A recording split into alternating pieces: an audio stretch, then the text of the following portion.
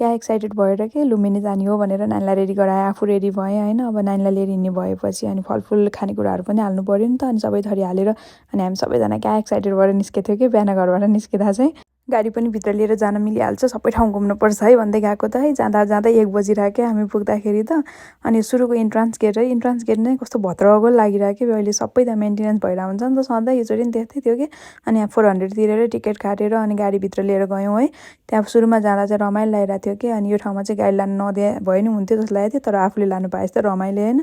अनि हामी त्यो बोटिङ गऱ्यौँ कि गएर त्यतिन्जेलसम्म चाहिँ नानी पनि क्या खुसी भइरहेको थियो कि। अनि तर गर्मी चाहिँ हुँदै थियो होइन, कस्तो गर्मी भइसकेछ कि त्यतातिर चाहिँ। अनि नानीलाई भोक लागेको थियो भनेर खानेकुरा थियो अनि मैले ओट्स बनानाहरू खुवाएँ क्या नानीलाई। अब बजार लिएर हिँडेपछि उसकै केयर गर्दैमा ठिक कि घुमे नघुमे हुने होइन। अनि त्यसपछि एकछिन यसो गएर मायादेवी टेम्पल गयौँ होइन। गर्मी यस्तो धेरै भयो कि त्यसपछि त हामी सबैजनालाई कस्तो थकाइ लाग्यो क्या।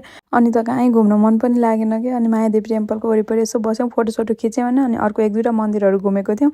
हामी सबैलाई कस्तो भोक लगाइसकेको थियो कि। अनि त्यसपछि भैरवा गएको बेलामा पवन स्विच त जानै पर्यो भनेर पवनमा गयौँ होइन। अनि त्यहाँको डोसा दहीपुरीहरू खायौँ, त्योसम्म त ठिकै थियो है। अनि पकौडाहरू चाहिँ कस्तो मिठै रहन्छ क्या। अनि त्यहाँको मिठाईहरू त कस्तो मिठो हुन्थ्यो नि त पहिला त, अहिले त कस्तो चिनी मात्रै आउने क्या। अनि हामीले लास्टमा दुध मलाई मगाएको थियो है। अनि त्यो पनि कस्तो पहिलाको जस्तो वाउ टेस्ट नआयो क्या। यो बेबीहरूसँग हिँडेपछि चाहिँ यसै टायर्ड हुने कि घुम्ने भन्ने चाहिँ खासै नै नहुने रहेछ क्या।